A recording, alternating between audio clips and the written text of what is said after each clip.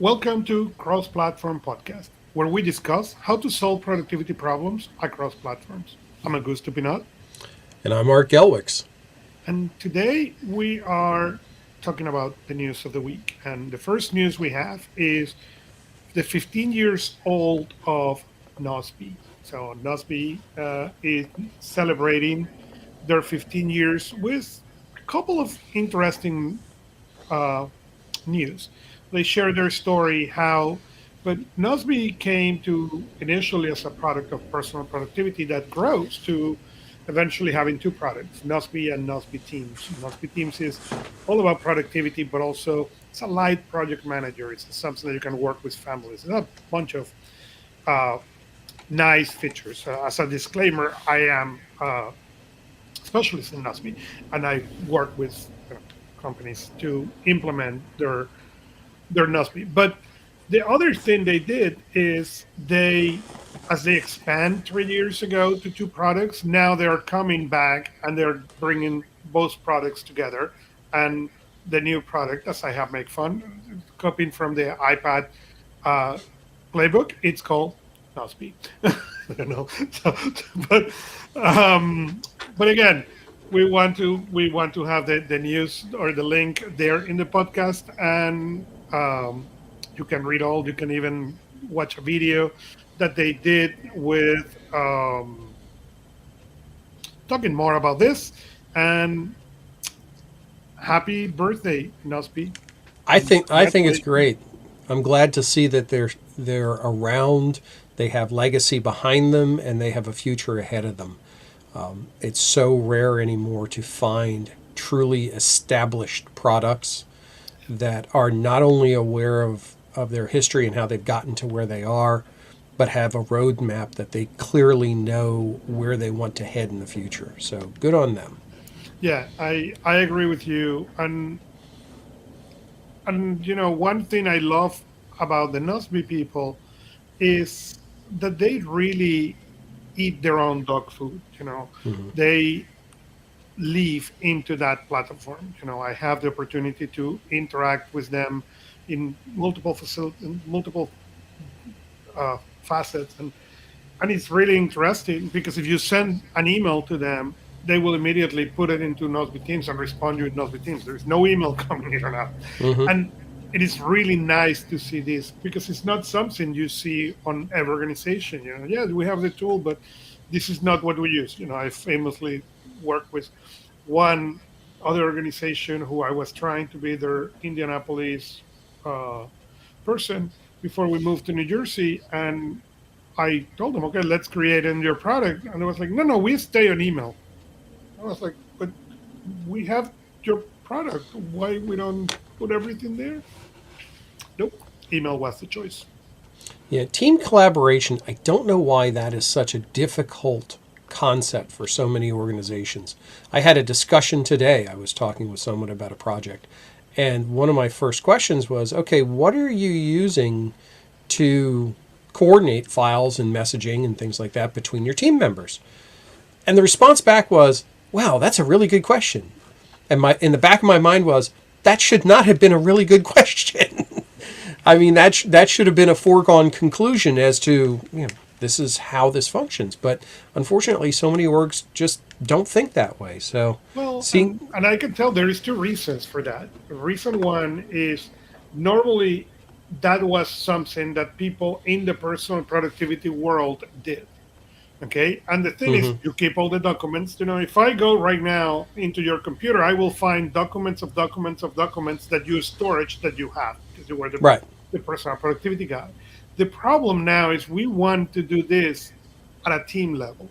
hmm, And when you deal with the personal productivity, you know what your strengths are and what your weaknesses are. And that's how you move. Okay. Not only that, you move in a silo. Okay. Your system, most likely, nobody has seen. Okay. Nobody has sit into your computer and say, okay, let me open your system and look around. yeah, Okay. Nobody has done that. Not no, even no, I wouldn't wish that on anybody yeah. either. So, But it's not even a wish. It's you will be really uncomfortable. Not because there is nothing in there, but it's something that is you know. intimate. The second issue when you go now to team is that we need exactly the opposite. We need a system that is open, that everybody can see. Yeah. And when instead of working with weakness, we need to find where are the strengths of the people. And we are not trained for that. And I work with organizations exactly into this, what I call the organizational productivity. Let me teach you and let me show how to look at the strength of your team so you can really expand the ability that you have to move forward. Yeah, to use one of my classically bad analogies, it's like the difference between your living room and your medicine cabinet. I mean, the living room should be laid out in a way that everybody can enjoy it and work with it and be comfortable, and they get it. Nobody needs to go rooting through your medicine cabinet, and that's because it is your stuff. So, again, it's nice tools like Nozbe that fall into this category that can work well for individuals as well as teams and continue to do that and improve over time are part of a rarefied breed in this environment. So, again, good on them. Happy 15th. We'll Happy 15. keep going. Our second news is somebody got arrested in Connecticut after trying and failing to stalk somebody with an AirTag. And I wish to tell you this is the last time we're going to read this or something like this, but I don't think so. I think we are going to be reading a lot about this.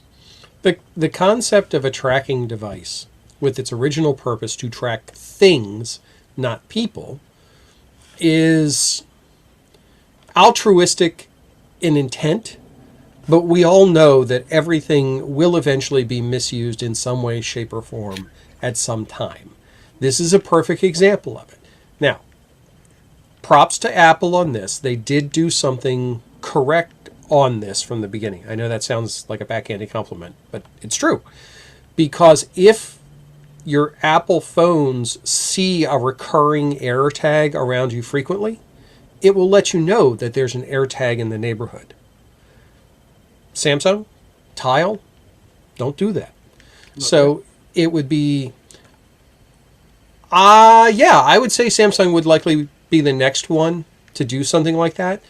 Tile may be a little bit harder because it's the apps and it's on multiple platforms. But yeah, I think that's going to be necessary. I think it's really going to be critical to say, hey, I keep seeing this device here. Do you know it's here?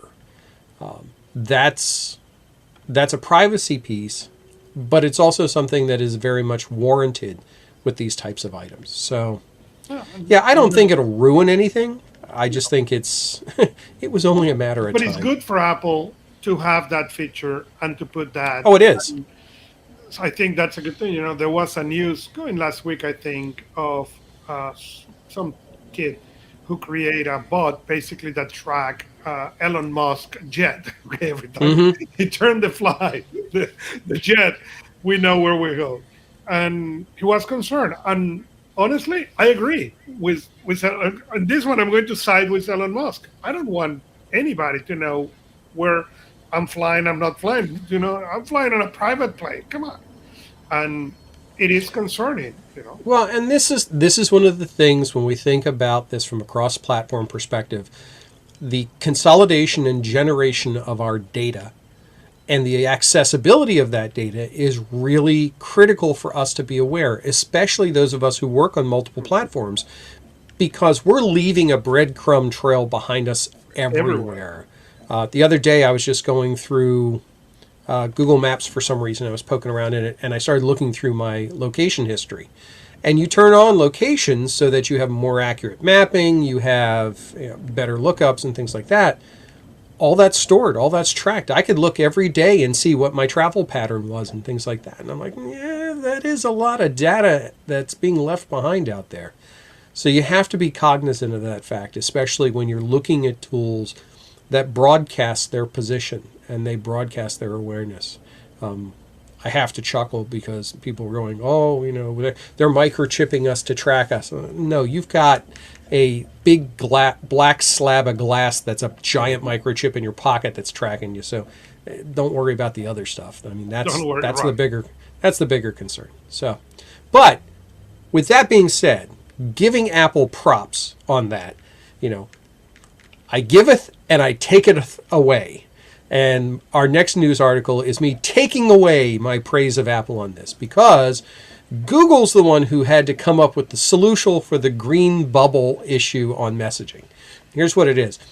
On Apple devices, you can press and hold on a message in iMessenger and respond back with an emoji or a reaction and that sort. Well, those of us on the Android devices would get this text blob back.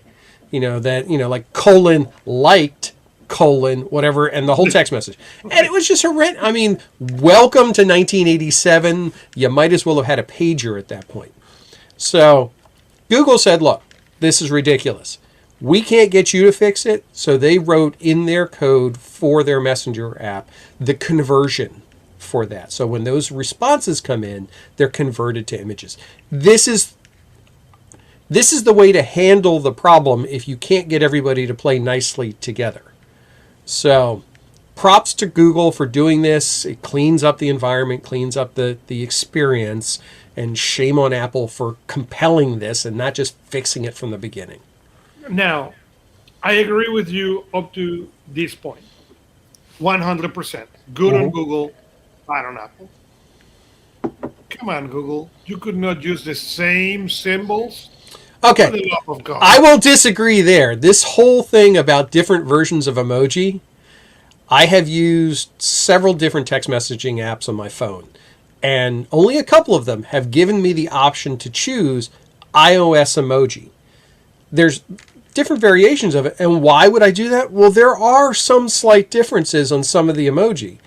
So you could actually get the wrong image if you weren't careful with that. I'm not going to jump up and down on them on this. I mean, that's like saying, the guy built you a deck and it's slightly the wrong color. I mean, okay, fine. you at least got something to stand on. That's a starting place. Well, that is true. That is true. And the color, if that came new, finally, that's us. Now, I would... And again, I give Google kudos for this. I just wonder why they could not use same. The fact that they have made this part of their application, and I don't know if this is true or not, I'll have to look into it and see, may mean that this translation piece is part of the API. If it is, then the third-party text messaging apps, like Textra, for example, could support that with their own selection of emoji, which would be nice. Again, cross-platform customization, make it your own. So I like, if that's the case and that's where this goes, great. I can still live with it. Just the fact that I'm not getting that text garbage through, especially, and this is definitely a first world problem, when that text message garbage is passed all the way from the phone down to my watch. And now I've got half a page of a paperback novel at the beginning of the text message telling me all this lead up stuff that was supposed to be an emoji. I'm happy that's going away. Okay, last news thing for the day, and this was mine. And this is an article. Google is starting to put its energy back into Android tablets, even going so far as to start staffing up a new division within the company to really push their development using Android 12 on Android tablets. And I think that's fascinating to me that they're really trying to get back into this area because they've ignored it for so long. Mm-hmm. Android tablets have been just left behind in the dust for the longest period. Nobody would produce a good quality one, or if they did, they were ridiculously priced and still hampered by the operating system. I was looking today. Samsung's new S8 Plus Ultra tablet, and I probably got the name wrong because Samsung's naming just needs to be fixed.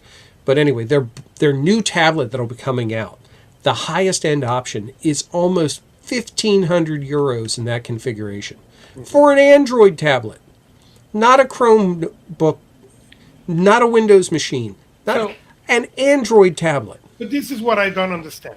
Okay, my Chromebook, I have Lenovo. For the love of God, I never know what it is. Um, the small Lenovo 10-inch thing. Oh, the Duet? The Duet. Thank you very Yeah. much. I can never remember the name of the thing. I have the Duet, and the Duet has a wonderful thing. Okay, it's a Chromebook, and if I put my keyboard in there, as soon as it recognizes the keyboard, it changes into Chromebook mode. Yep. But as soon as you unplug, it goes into an Android mode, and it works great. Why are we going to do other than that?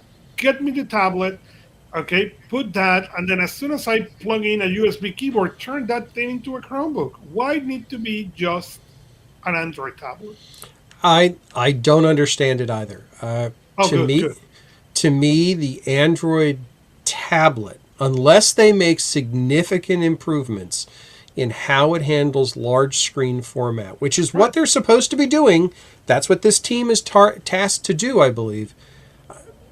It's not worth the effort without that. Because again, landscape layout, you've got to have... You know who got it right, actually? Samsung DeX. When you take one of their tablets and you put it in DeX mode, it's not bad. It does all right. It looks like a little Windows machine. It looks like an actual computer. It works kind of like it, although it doesn't have full application compatibility. But it's a big step. But is this going to change the landscape now that Google's putting more behind the operating system? Well, keep in mind, they're not talking about building tablets. They're talking about operating system level stuff. So that means OEMs have to go out there and say, okay, people will buy these tablets now and build them and sell them. Well, people aren't going to buy them until the OS is better and they see it on a tablet that has it. So, And this brings my chicken second and egg. issue. My second issue with this. Okay, we cannot. I mean, we may say a lot about Apple or not Apple, but the reality is the iPad is a solid product, and that's where it is the problem. I have people calling me, kind of want to replace, the iPad for the kids. Okay. And the problem is on the Google side, there is not a lot of options to compete a hand-to-hand with an iPad. Okay, Chromebooks are great, but sorry, buying an Amazon Kindle, okay, Fire can't compete with that thing. Okay, so you get the Duet. Sorry, I will do more in my iPad than the Duet, and I use the Duet. Okay, the Duet is where I do all the podcasting, so it's not that I don't use the thing, and it's right now I may upgrade it to a Google Slate, so I have a larger screen. Okay, but it's not because the machine is bad. It's just because I want more. But if I need to recommend an entry level tablet on the Android side, where it is that thing? The only company who I consider a factor in all of this is Samsung right now. Samsung is really the only game in town. There are other companies making Android tablets. The problem is you get an Android tablet and you often are stuck with that version of Android from then on. You're not going to get updates. You're not going to get a new user experience. You're not getting necessarily a premium device in many cases. Samsung seems to be taking this seriously and producing tablets that are intended to compete with Apple on a apples to apples comparison. But they can't. Correct. It's getting better, and I think one of the things we're going to see again, the S8 Plus that's coming is going to be running Android 12 and One UI 4, which is Samsung's overlay. I think that's going to get them much, much closer. But again, there's an inherent problem. Apple has a huge ecosystem of developers who have developed applications that work well on the tablet interface. There is still a large number of applications on the Android side that just don't work well on a tablet. They don't lay out right, they don't scale. Some of them don't even rotate. I've got numerous applications that I'll be in landscape mode, turn it on, and all of a sudden I got to rotate this thing into portrait mode. That's not how I wanted to use it, so it's not even an option. So I like the fact that they're trying. But I completely reserve judgment on this making any dent at all in the Android tablet space for quite some time. I mean, Yeah. it's going to be a Oh, couple years if it bears any fruit at all. right. And that is the other thing, when you look, by Lenovo, Duet, it has both things. The Chromebook has. If I go to the larger version of that, now I'm limited to just Android. Why? Why? And again, Right. that is the question because that's what the article is developing. Why we're going to do Google had, in my humble opinion, something gorgeous with Hmm. that change between Android and Chrome OS. Why limited? I don't understand. If I had control over this, what I would be doing is directing. Yeah, Google, listen to me. I would be directing that team to work all the freaking bugs out of running Android apps on Chrome OS. It Yep. should run completely transparently, smoothly like And butter. that will be the issue. And No, you then don't need to push then forward. then I've got the whole thing won because then I can build Android or I can build tablets that run Chrome OS that are powerful, they're consistent. I know the technology's out there. I can keep driving in that interface space and I wind up with both. Plus, I don't have any challenge updating them from an operating system standpoint. To me, it's a win all the way around. Why they're not putting their energy into that over just dedicated Android tablets is honestly beyond me. Mhm. Oh, and with this, we get to the end of the news episode. Follow us where you like to listen to podcasts, like us or subscribe to us, and leave us a review. You can also interact with us in personalproductivity.club. We are Augusto Pinaud and Art Gelwicks, and see you next time